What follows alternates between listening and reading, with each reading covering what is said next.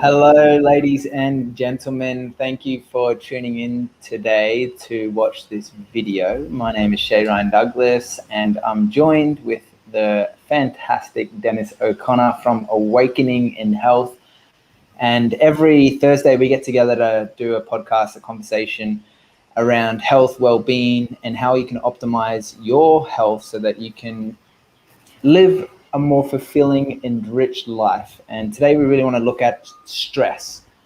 Dennis has experience as a clinical nurse consultant of over 20 years, as well as his tremendous life experience. And in these conversations, we really look at what is going on in the world and how many of us internalize that, but then also equip you with the tools so that you're able to navigate what is going on in the world with a little bit more sense of groundedness and understanding, so that we can all become more self-aware, self-reflective, and orientate our life in a direction that's going to bring us more fulfillment, bring us more joy, more happiness, and look at how we can reconnect back to our natural source. So these conversations are really good. If you haven't seen any yet, there is a catalog of videos on YouTube, Awakening in Health, or Earth Heroes. We have them on both YouTubes. But if you want the uncensored, because some of these conversations around what's going on in the world really dive deep. And if you want to get the uncensored versions where we really open up the dialogue around the truth, our truth, and sharing our truth around how we are responding, what we're doing, and what we believe is going on, then I want to encourage you, just follow the link in the descriptions to join us on Earth Heroes TV, and where you'll join many other amazing doctors, scientists, yoga teachers, meditation experts, and a whole diverse range of people who are working towards making the world a better place through practicing, embodying the change within. And so, Dennis, thank you for joining me today. I'm really excited to dive into this conversation around stress. Based upon your life experience and the work that you've done as a nurse, what would you suggest are some of the main causes of stress in our modern lifestyle? And is it that big of a thing? Like, do you really think that a lot of people are stressed today, or everyone's just living a great life, cruisy, just doing the good things? Is this really a relevant conversation, and why? Absolutely a hugely relevant conversation, I think. And unfortunately, and this is always, we just had this chat, normally when we put on a stream like this, we'll have a little chat beforehand about how we take the conversation. And for anybody kind of looking in, it's tricky to try and keep a positive and kind of upbeat theme and be solution focused and be, I guess, not have this kind of depressing formula when we're talking about these things. So we're gonna try to do not quite the impossible, but do something very tough, which is, even though we're going to be digging around the domain of stress and things like suicide and whatnot, we really want to kind of, I guess, have a lighter and hopeful and optimistic discussion, as opposed to this, grim, negative kind of icky kind of discussion that it could turn into. So as much as possible, we'll try to be erring on the side of positivity if we can. And that sounds kind of funny, because what I'm going to say next sounds quite grim. So I think it answers your question that nearly everybody, especially in the Western world, is hugely affected by stress, and it's just absolutely everywhere. And I think part of how we can do something about it, whether we are clinicians working with people, whether we're family members, whether we are looking at our own stress and we want to try and help ourselves out, this is a two-part statement, and I say this quite a lot. Knowledge is power, but knowledge is only power if you do something with that knowledge. And this is where we have these conversations in order to try to, I guess, liberate a few ideas and to have some recognition for some of these ideas, to kind of open the gate for people to be able to do something about their stress. But yeah, in answer to that question again, stress is, I think, ubiquitous in the Western world today. There are more than one cause, there are more than one reason for people to be stressed. And when we tackle these reasons, then we can move in a better direction. Yeah, good point that you make there, Dennis. Thanks for sharing that. And it seems, despite all of the modern technological advancements that we've made today in medicine, there is this overwhelming, statistically proven fact that, we are more stressed, more anxious, and more suicidal than we've ever been in the history of our human lifespan, as long as I've been alive anyway. And so we're going to pull up a couple of those statistics in a moment, but I'm really curious, Dennis, like with knowing, and particularly now over the last 12 months, with so much more changing, a lot of huge shifts are happening for a lot of people, and it is really becoming an increasingly challenging time for many people, financially, emotionally, physically even, and sometimes spiritually. So I'm curious, Dennis, like what have we seen? What's been happening in that space of stress and depression over the last 12 months? Well, when I kind of reflect on it, I can kind of, I guess, put myself into some of that situation. And when we do the kind of work that we do, or especially some of the stuff that I do, which is kind of helping people get through stress and get through anxiety and depression, you kind of have to do a lot of research on, I guess, unpleasant things. And obviously we have this pandemic stuff that's going on at the moment. We have lots of fear. We have this horrendous and terrible one-sided news system, social media system, which is just throwing all this kind of fear and panic at us. And for me, I find I get a little bit overwhelmed every so often.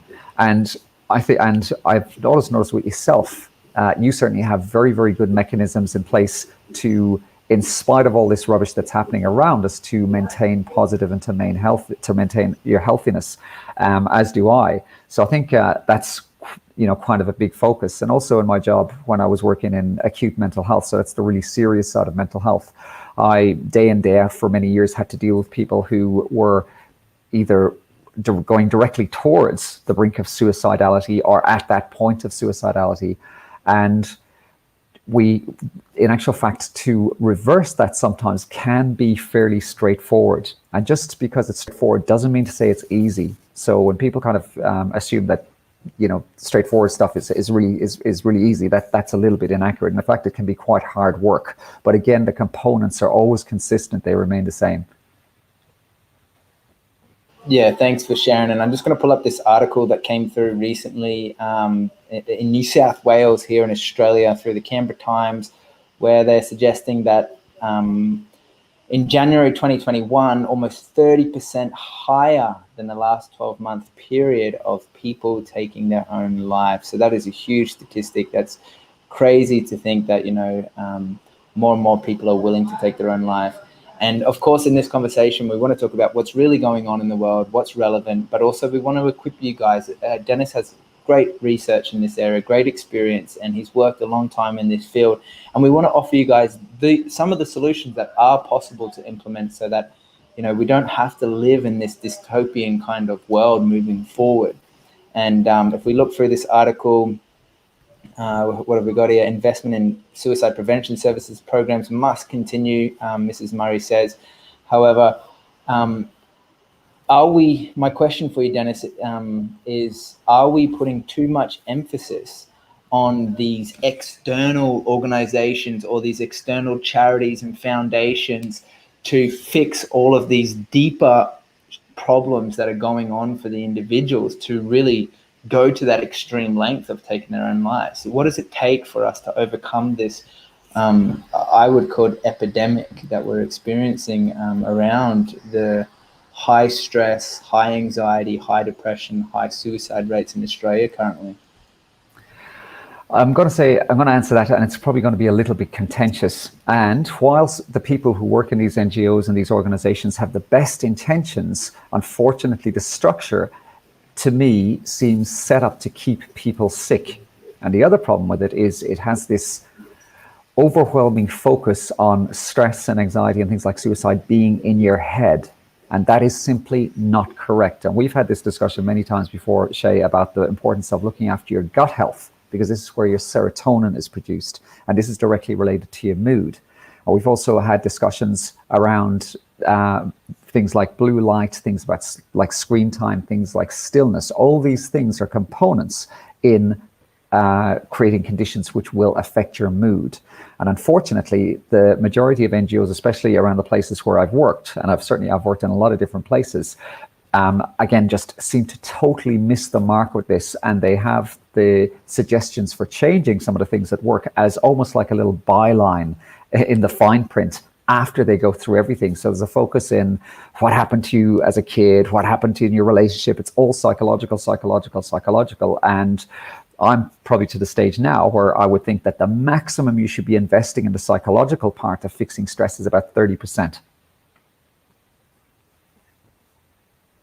Yeah, wow, it's super interesting.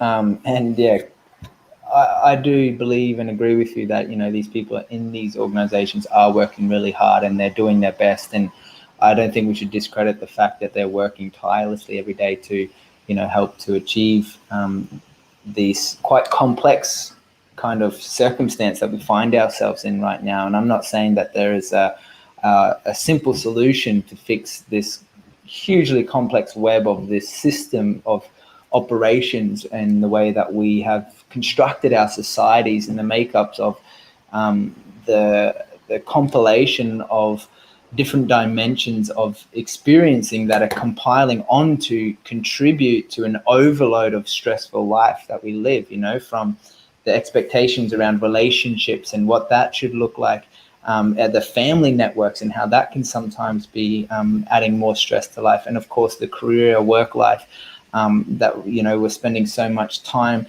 trying to earn a living and then keeping up the Joneses and the competitiveness of how much is enough. And then compile on top of that, the lockdown that we've all experienced and people getting stuck in their homes and having to and losing their jobs, and now and no stimulus package and all of these things. And then it's like, even for the privileged young people of today, like myself, and becoming aware of the environmental stresses that we're moving through, it's like there's so much that is there, that is real for us, and that we're trying to, navigate our way through, and witnessing that potentially some of these systems are not necessarily serving or working. And now we're seeing this kind of last kind of ditch hold up of this framework of a structure that has served us in the past. It's got us to where we are today, but we seem to be changing as a human family, not just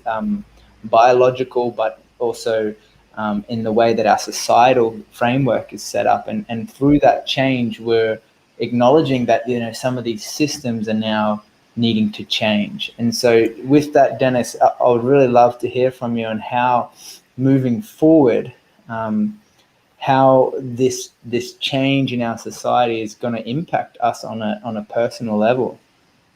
So I've got a couple of little I guess questions to pose, and they're a little bit rhetorical in nature. So you've got your classic example of I don't know, a male or a female, and they're looking at their social media accounts all the time, and they're feeling depressed because they don't feel they're worthy, or they don't feel they're good enough.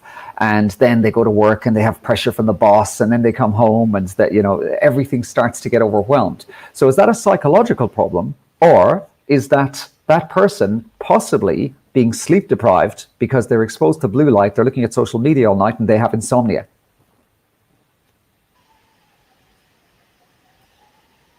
That's a great question. Yeah, I mean, there's so many little facets to it, and I love how you always bring it back to what we can do on an individual level to kind of reclaim more holistic approach to our lives, and focusing on the blue light, the diet, the movement, the exposure to EMFs and all of these things, reevaluating how we spend our time and who we spend our time with.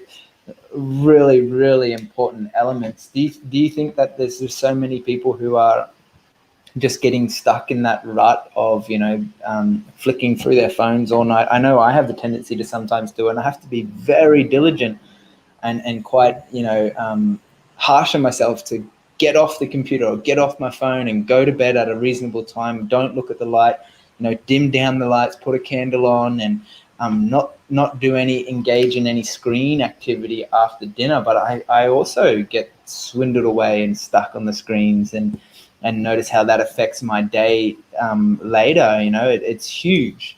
So is there anything else? I mean, you spoke about the gut health and immunity, and really from that holistic approach, looking at our body, it's not a mental problem, but it's could be potentially a gut health interconnected and related issue going on. But I'm curious to hear your perspective on how that is all actually interconnected.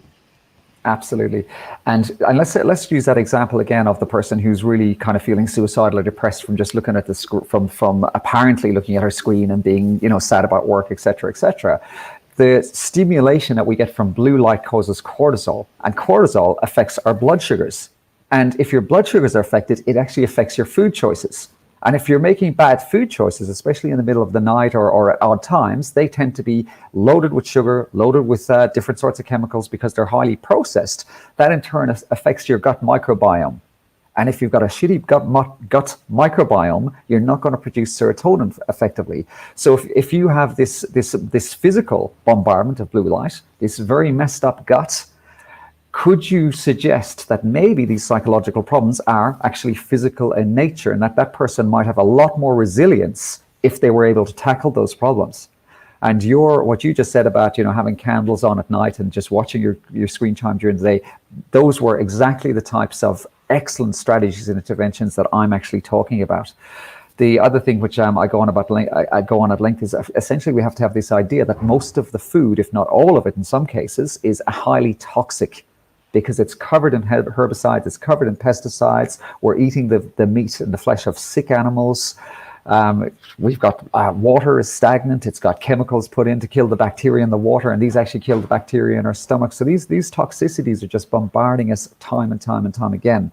And I'm pretty sure that a lot of our people who are presenting with very serious suicidality and mental health issues, there is a huge physical component to that.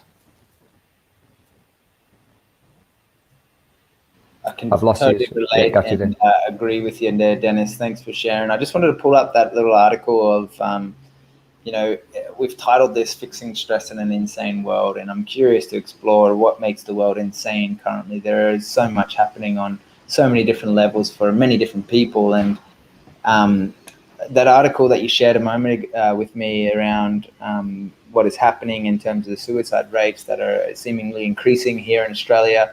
But this has come out of the University of Sydney's Brain and Mind Centre, predicting that suicides could increase as much as 50% in Australia because of the pandemic.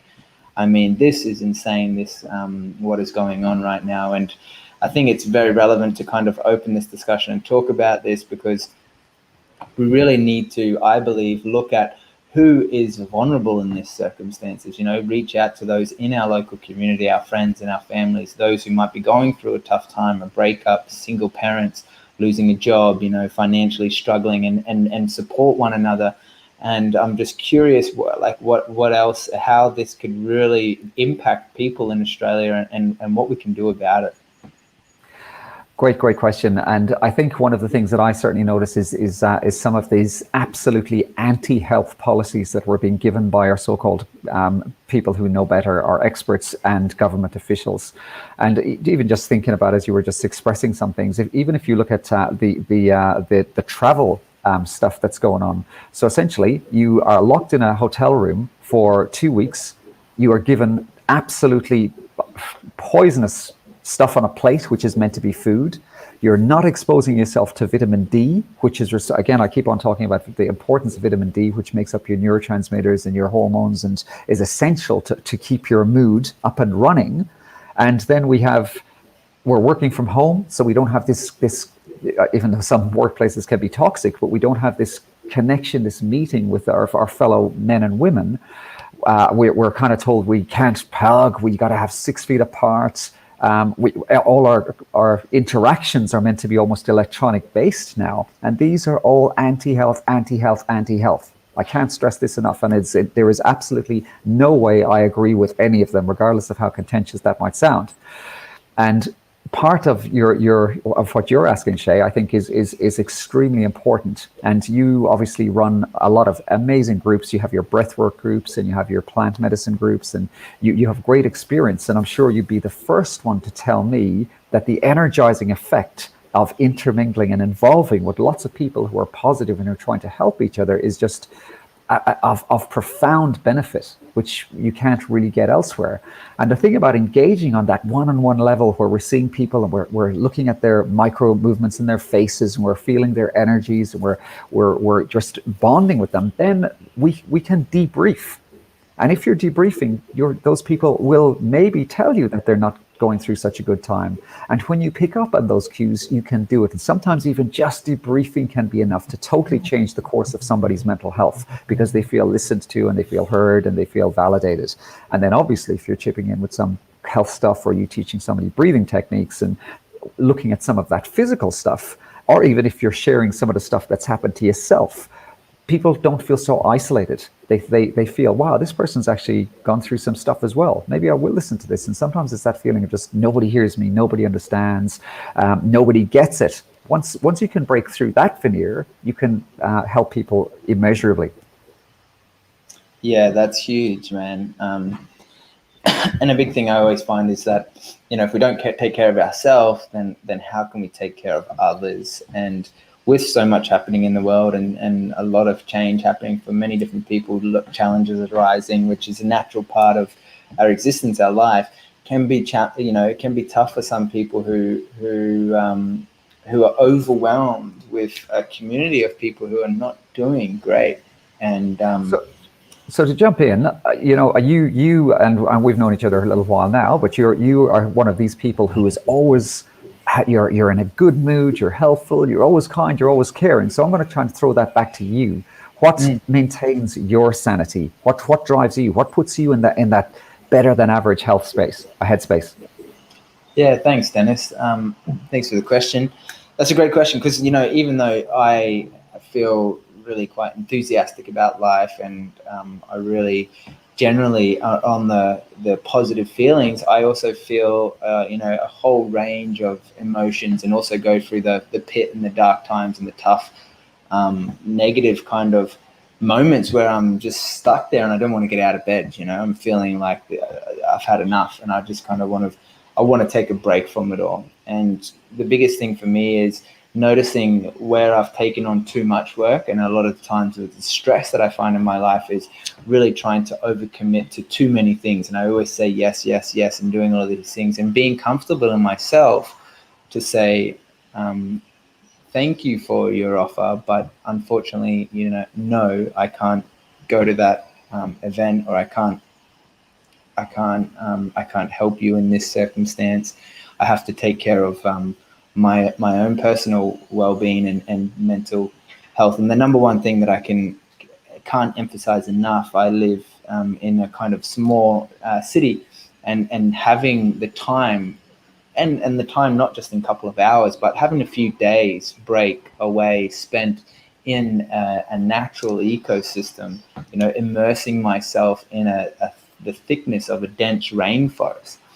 And I find that on my daily practice, going and spending, a few hours in the park and doing the breathing, doing the movement, doing the exercise, spending time in a natural environment like that is great. However, when I really truly unplug myself from the human society that we find ourselves, and really immerse for a couple of days at a time into an environment that is totally syntropic and natural in its original state, then I have this huge shift.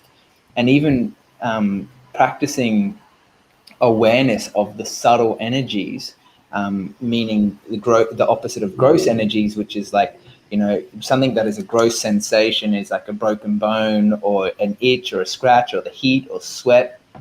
But the subtleties, the small little incremental subtle changes in the body that sometimes, when you take a moment to close down your eyes and you breathe, and you feel this little twitch, or a release, or these tiny little subtle shifts happening in the body. When I'm in these natural environments, I become aware of how much is shifting in my body, and how much it seems my nervous system is coming down to this more relaxed, more grounded and connected state of being. And when I come back into the human environment, this more entropic lifestyle, I really notice the difference. And I find it fascinating how easy like my days speed up and my life gets frantic again. And it's like, oh my God, I slot back into those old railways and things pick up and it gets more stressful. And I start to pick up on the anxiety within myself. And it's like, whoa, hang on a moment. I think it's time to go and spend some time out in a natural environment again. And, and you also do that with other people, right? Absolutely. Yeah. There you go. So that human one-on-one connection is so vital and so important.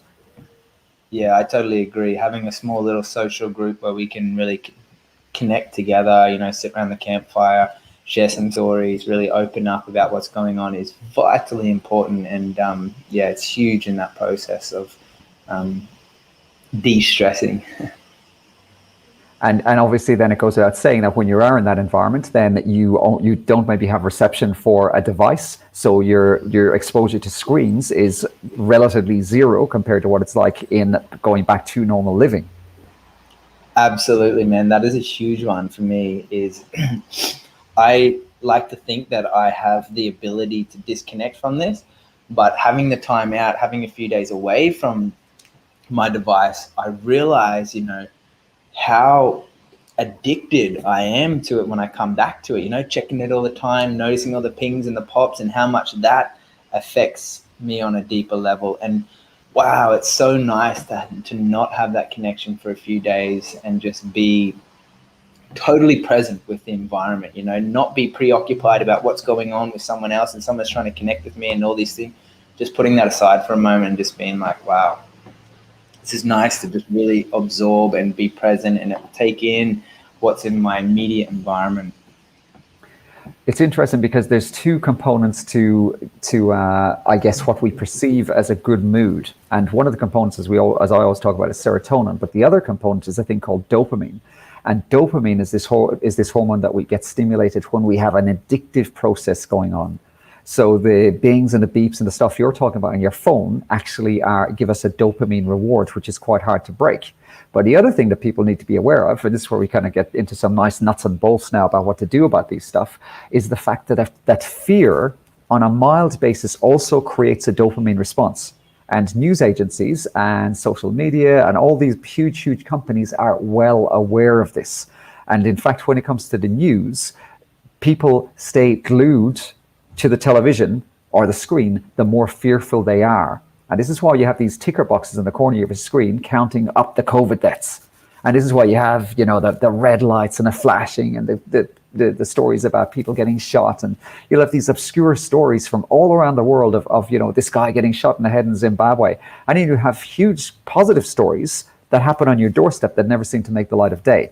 But they are just mundane, so they don't generate this dopamine reward. So as part of addressing a decline in your mental health, your social media use and your screen activity is of huge importance.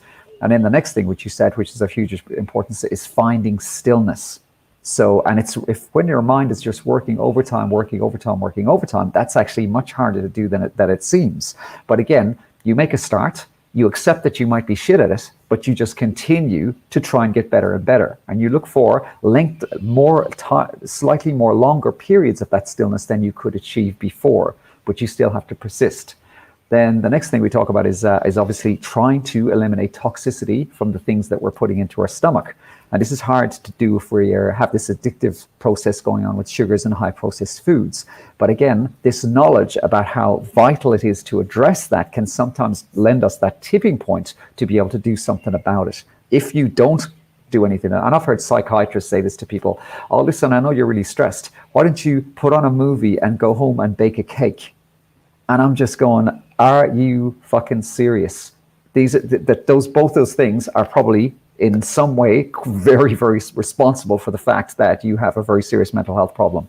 So people just they trivialize or underrate the importance of addressing blue light and addressing gut health. And then, as you absolutely brilliantly alluded to before, Shay, it was this community connection. When you're going on a challenge, you're going on an adventure with people that you really like or you really care about or that share your ideals. So there are three little things. Another thing which I'll chuck into the little list there is put your phone on silent so it doesn't buzz and it doesn't beep. It's okay. Try and extend the times that you're doing this. Make it an hour, then make it 2 hours, then make it 3 hours, then make it 4. I probably have my phone on silent for about 3/4 of the day, and then I just check it periodically when I want. Another thing which I've shown you, Shay, and I've yet to see you do it, so I'm going to be trying pushing you on this a little bit more, is your phone has a grayscale mode. So in other words, it has a black and white mode. Put your phone in black and white mode. Takes a little bit of getting used to, but you're relieving yourself from this blue light stimulation. And yeah, that covers a fair bit of what we can do to try and, obviously active breathing is superbly important and hugely beneficial, and getting your shoes off your feet and just getting into nature again. So these are the ways that we can make really dramatic inroads into taking away a lot of components of things that mess up our mental functioning. Yeah, I love it, Dennis. Thanks so much for sharing, man. It's so nice and refreshing to hear, like, you know, these really important fundamental reminders. And even though a lot of this stuff I've heard before, and I know, just to actually keep reminding ourselves, you know, and learning those little things as well, like you said, are at the grayscale on the phone, just doing the best that we can with everything that we know. And the more that we can keep elevating these kinds of conversations to help other people, help you guys who are watching, help ourselves, you know, then the better we can all be as a society and a community moving forward. And it may seem so fundamental, so foundational, but without those foundations, you know, you can't build a big house, you can't have a healthy body. So important, these tiny little steps to just implement into life. And Dennis, I really appreciate your perspective, you know, having worked in this field for so many years and continuing this work, getting this message out there to the world. It's so important, particularly now, given the state of stress that we find in the world, the grain about anxiety that's increasing, the suicide rates that are going through the roof currently. And it's just refreshing to hear that, you know, there are simple solutions that we can all implement. There are things we can do to live a more meaningful life, give ourselves more health, more vitality, and not just survive in the world, but really step into what it takes to thrive. So, of course, this is not, this is not specific to every single person. There's going to be a whole complex range of different solutions for different people. But again, these are just the experiences based on Dennis's life work and based on what's worked in my life experience as well. And is there anything else you want to share, Dennis, before we close out today? Yeah, I had a couple of things I was going to say, then they've totally slipped my mind, so I've got to see if they pop back.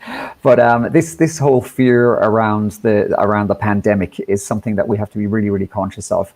And a way to distance ourselves a little bit from this stuff is to turn stuff off, to turn your bloody screens off. Yeah, you know there's something happening out there, so you don't need to be reminded about it 24/7. You don't need this to be in your face, because this basically makes us sick.